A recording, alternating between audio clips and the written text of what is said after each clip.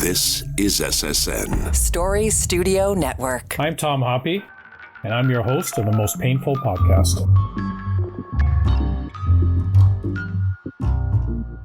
On our last episode, we spoke to Jean-Marc Lantier about a program that helps provide medical service for newly released veterans who don't have a family doctor. He had a lot of information on this program. Now, it only lasts for a year, but it is helpful for veterans. So if you missed this, you can listen to it on our Spotify or Apple podcast.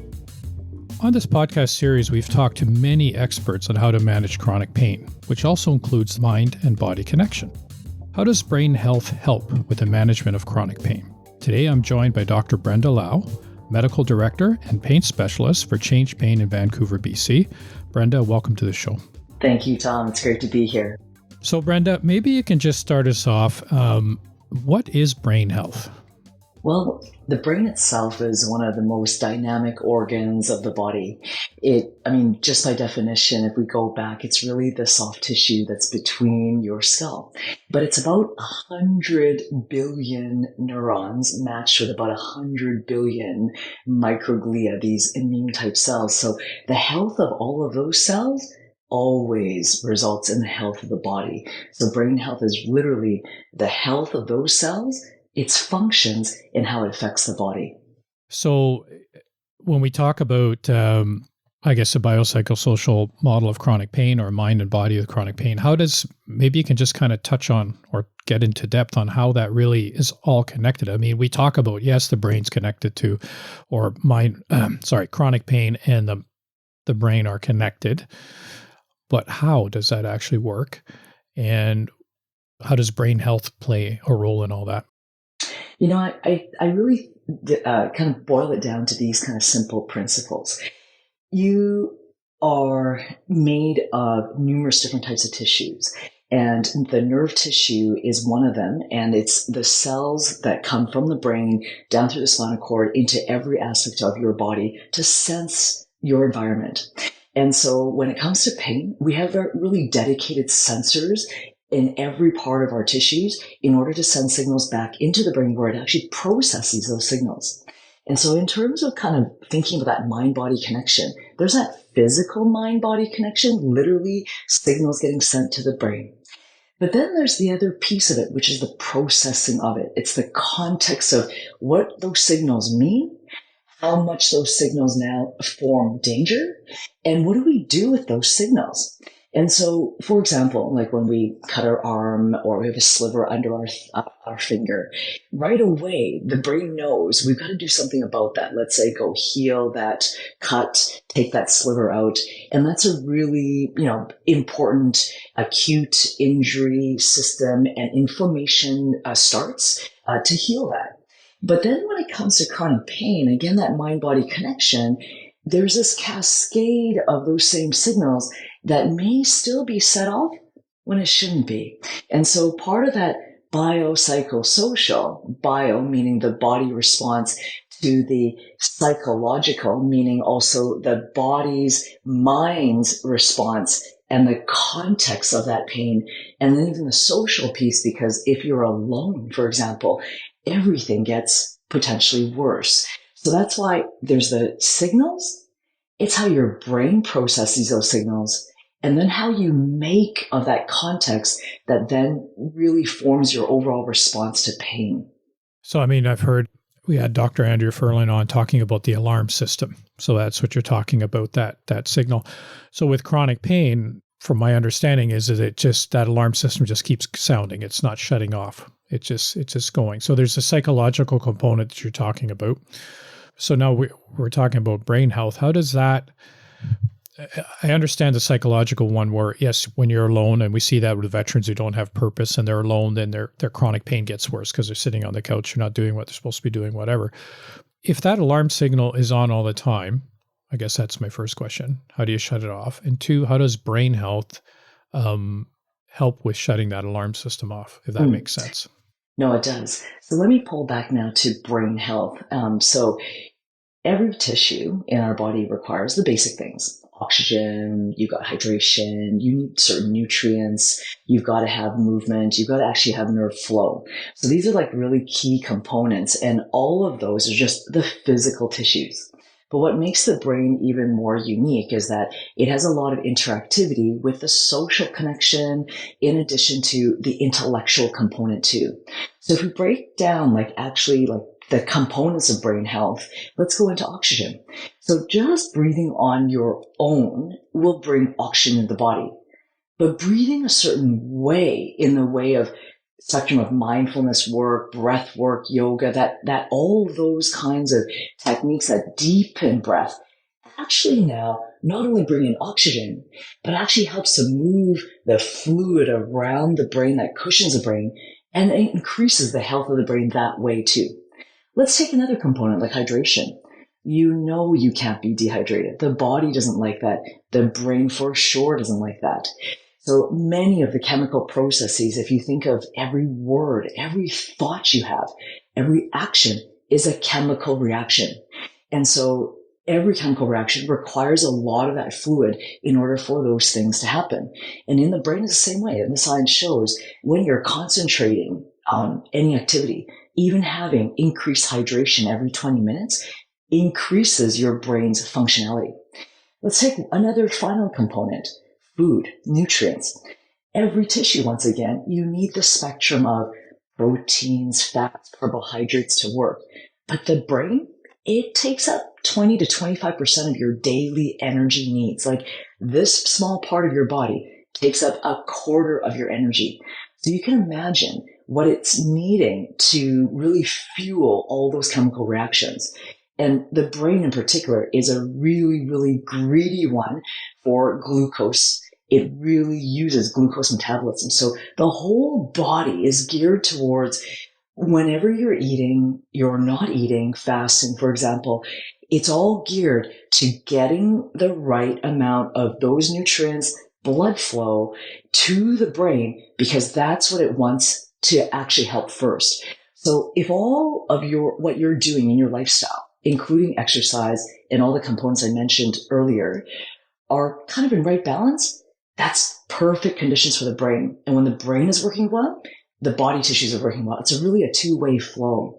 And there's so many other things that are brain sensitive, like not having injuries to the brain, like not overwhelming it with, let's say, blue light, stress hormones, cortisol, like having right nutrients like vitamin B. So there's multiple components I can talk down through, but brain health means nutrition, hydration, oxygenation, what you do with the words in our head, what we do with the body, the exercise that feeds back into the brain, and how we actually protect the brain tissue itself. It really boils down to those components.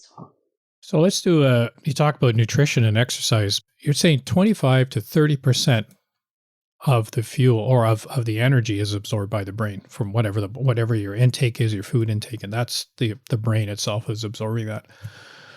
So, and you talk about glucose. So how does that work with someone who may be a diabetic that requires, I mean, if your brain is taking that much energy or that much food and glucose, how does that interact? So this is this is the whole neuroendocrine system. Our whole body, just as a snapshot for physiology, there's a number of hormones that are made in the body. In fact, well over 50. And the big glands are the hypothalamus, the pituitary, pineal in the brain. There's your thyroid, your parathyroid, your pancreas. In the abdomen, even the stomach will produce certain hormones, your gut microbiome. Of course, your sex organs like testes and your ovaries, and kidneys, adrenal. So there's a number of these, all these organs that work in an amazing coordination in order to regulate what we call a homeostasis. Homeostasis means not too low, not too high. This kind of homeostasis level of all things to support the body. Glucose is only one of those molecules. It happens to be one of the most easily accessible fuels that then break down into ultimately the energy molecules called ATP. The body also uses fats, And so in those kind of starvation phases, if you will, like the fasting phases, or when people go on ketogenic diets, you're going to hear that kind of terminology being used because ketogenic means that the body knows there's not a lot of carbohydrates and it's now going through a different pathway to break down fat molecules into things like called ketones. They're just not as efficient in producing energy. And so what happens then, it doesn't matter which of these pathways, the brain itself will always have priority to get glucose made from these molecules. So there's going to be ATP. This is the primary energy molecule that's broken down from any of those ketones or glucose. But in the context of your question about but from diabetes in general, whether type 1 or type 2, it means that you are glucose intolerant, you are insulin and glucose intolerant. So type 2 diabetes means that either you are secreting not so much insulin, not as zero level as insulin type 1 or diabetes type 1, but you aren't able to receive and use that insulin to open up the doors of the cells to receive the glucose. So the glucose is hanging around in the blood system, and there's too much of it. And so if it's in the blood system, it's not going in the cells and it's not going in the brain.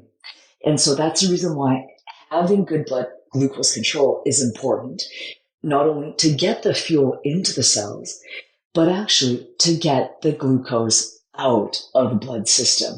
When it's there, it can cause a lot of inflammatory damage. So back to the brain and back to diabetes.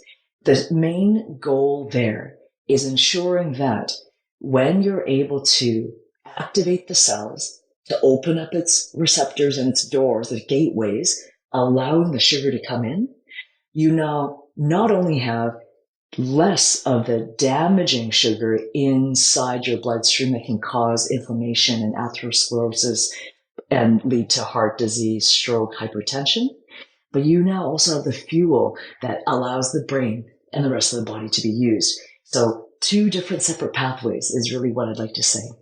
And as you're talking there, and I wanted to tease that out a bit because, I mean, that hasn't been a discussion, I guess, among some people is how do you, if a component, muscles, and I guess the brain too require glucose, but yet someone has a hard time absorbing it, or like you say, it's in the bloodstream, how does that all work? But then it also causes inflammation, which leads to pain as well, right? Well, everything's all connected. We know that, Tom, for sure. And that's why there's such a very tight homeostatic regulation in the body, hence the 50 hormones and its impact on all the tissues. Like I said, the body doesn't like too high and too low. But your point is the following. The tissues like muscle and brain are really strong users of the glucose on its own. Every other tissue does that too. But the muscles for sure is a great reservoir. Not just that they use glucose, but they're actually a great storage component, just like liver does. And so one of the ways for feeding back to the topic on brain health and even diabetes and kind of chronic disease control all at the same time is that we want to increase muscle mass. We want to weight resistance train when we can. One of the most important components of brain health, two-way street, is that when you grow muscles, not only do they become a storage for glucose, the formation of muscle itself is stimulating and protective for the brain. In fact, numerous studies in the Alzheimer's dementia realm right now show that the top 2 things in protecting the brain is muscle development and also the actual deep sleep or restorative sleep. So in this regard, those top 2 things, coupled along with proper nutrition, coupled with hydration, coupled with proper mindfulness work, quiet brain work, if you want to call that, are key. And then excellent connected relationships. Which goes back to the biopsychosocial model, right? Chronic pain. Mm-hmm. What about repair? You talked about damage to the brain. So like we know with veterans and probably many other people too, there's TBIs or concussions that have happened. Can the brain repair itself? And or does that lead to, issues with, of course, Alzheimer's or any other dementia disease, or the continuing of the alarm system for the chronic pain within the body? Or does the brain repair itself that it can overcome those hurdles?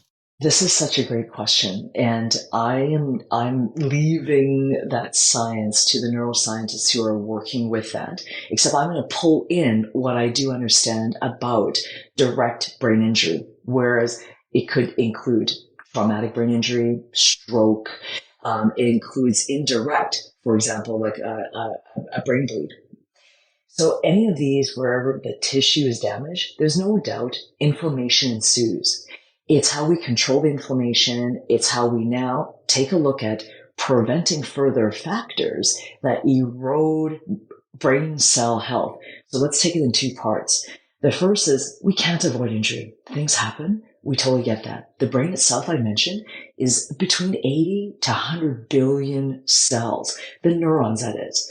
It's coupled equally matched with these immune type cells, these microglia. And so it's a very, very important system to ensure reduction of neural inflammation, the cleanup of any damage, and even micro damage that occurs every day when we have blood pressure spikes and all types of things, right? So the brain is constantly being repaired, if you will. Do we make more cells? They say yes. They never thought they did. We always thought that, let's say at the peak of our, growth hormone stages around 30 years old, all things don't grow more. But that's not so true with the brain. Now that doesn't mean that you can repair the entire area of let's say where stroke destroyed parts of the brain. You can't necessarily do that, at least not yet. But there's multiple ways to actually enhance the way the brain works. Our brain has two sides and multiple different areas. They're not necessarily even discrete areas for each function, but they have some correlations. We know, for example, the limbic system is for emotion. We know prefrontal cortex for a lot of this executive thinking. And all of these areas, they have some redundancies. And so when, let's say, you lose one eye, the other starts to adapt in a different way, and your back area brain will start to also adapt. So one is around continuous learning. Okay, so let's say you have brain injury of any type. Just the fact of applying yourself in continuous learning will already start to activate different parts of the network, areas in which you weren't using before, to enhance your current sensations, your functions, etc. I'll give you another example. When people do a body scan, in other words, they're just allowing their eyes to roam, let's say, closed, and they're breathing to feel the air in different parts of their skin. Just doing that, you're awakening parts of the brain you don't normally use because you don't normally feel those areas of your brain. Those simple techniques done daily is like exercise for the biceps. So that's one way of recruiting in the brain. The second way is also around all things to optimize what brain cells function already has. And that's why when we look at the general lifestyle measures that we already started talking about, and perhaps we can go in more detail with nutrition, even the hydration piece, even how we move our body, each of those things make a difference. So here are the risk factors we want to avoid to optimize those cells. Where we can, we want to optimize not smoking, not drinking too much. We want to make sure that we're actually eating the spectrum of the colored foods, vegetables, fruits, because of their antioxidant capacity, let alone their micronutrients. We want to ensure hydration. This minimum 2 liters a day is truly minimum. And we're talking about gelatinized water, mineralized water, not your ultra filtered in your plastic bottle type water. We want to make sure we're moving the body every day. And it's a whole variety of movements, from weight resistance to the cardio components to balance components, and also the kind of stamina components, zone 2 type components. So all of those key things are critical, and let alone governing the words in our head. There are many, many different types of voices in our head.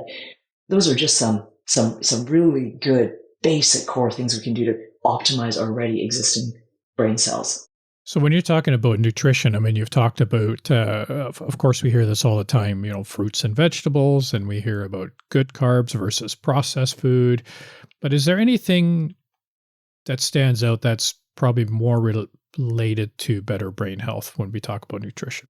We all need all the basic components, but antioxidants, they're showing right now, are critical. And I'm going to also split a little bit from the male brain and the female brain. I'm talking about those who make testosterone primarily and those who make estrogen primarily. Let's split on those two as well. So from a nutrient perspective, vitamin B spectrum is critical for nerve health and gut health. You cannot talk about nutrients without talking about gut health, because the gut literally is the second brain. I was just going to say that. Yeah. It's literally the second brain.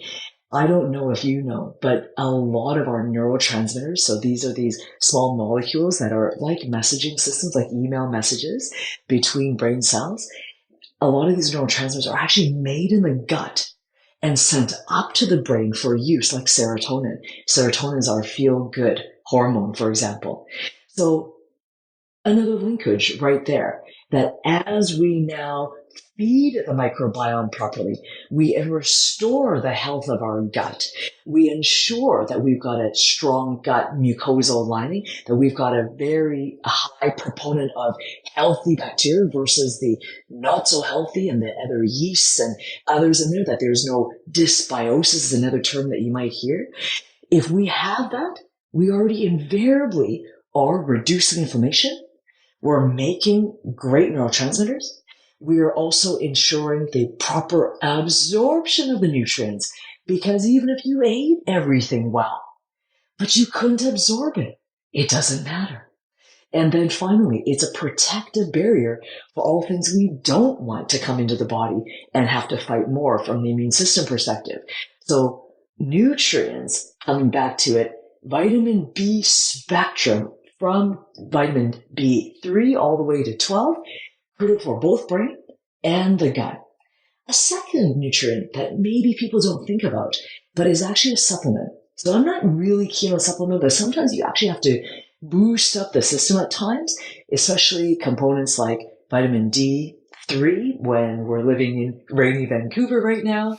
And even when you stand out under cloudy conditions, you can absorb some of those UVBs to get that vitamin working out. But you would need so much more time to do that. So you need to supplement. And so that's between 2,000, maximum of like 4,000 international units that they're supporting. A third component is a supplementation called creatine. So I mentioned a while back about muscle health.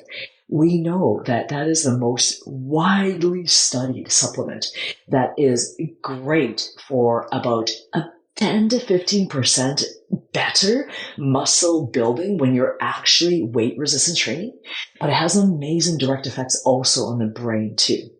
So those are like some three key components, but I can't emphasize, to keep things super simple, is not to worry about too many of those other things, except to really eat the spectrum of the veggies and fruits every day, colors every day, and if you can, 5 to 8 portions.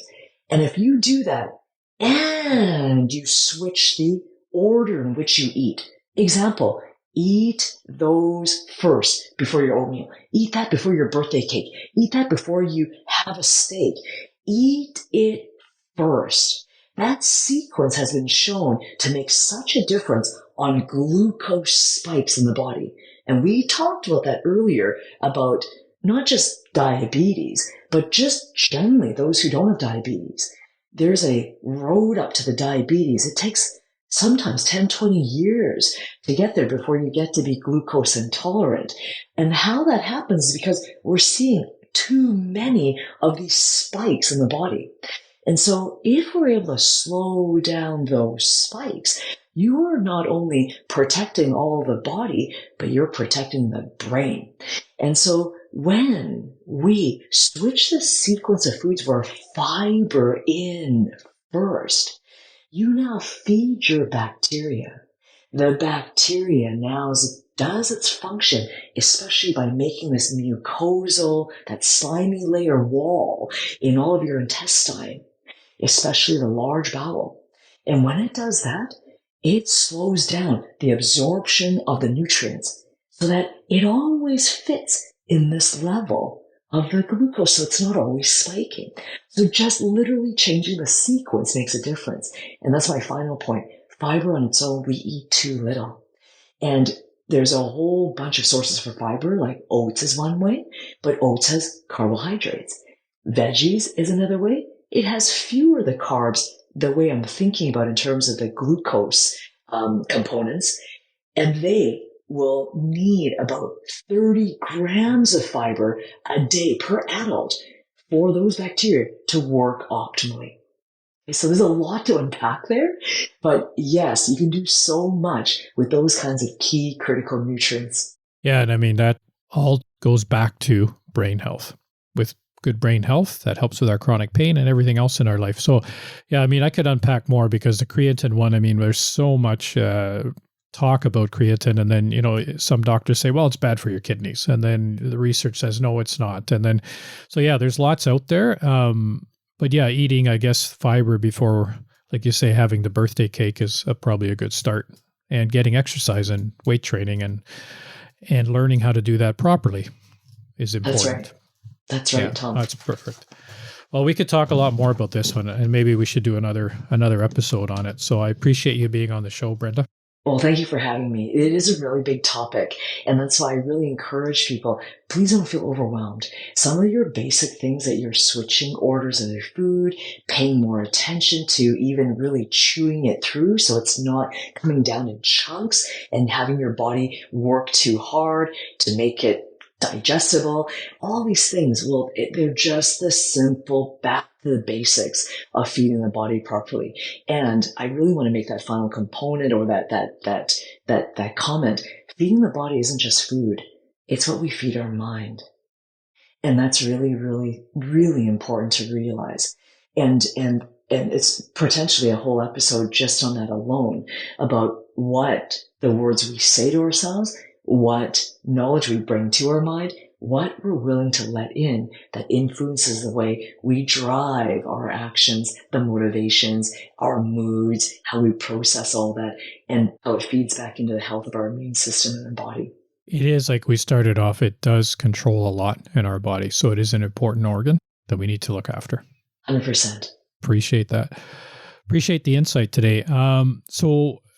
Yeah, well, I think maybe we need to do another show on this. But for our next show, we'll be with Dr. Pavlos Bougos on regenerative procedures for osteoarthritis. So they just finished a research, so it'll be interesting to talk about that. For feedback about the show or more information on chronic pain, you can visit our website, veteranschronicpain.ca, or follow us on Facebook and X on Chronic Pain COE, and on Instagram at chronicpain_COE. Thanks again, Brenda, for being on the show. And to our audience, stay safe and keep the hope alive. The Most Painful Podcast is produced for the Chronic Pain Center of Excellence by Story Studio Network.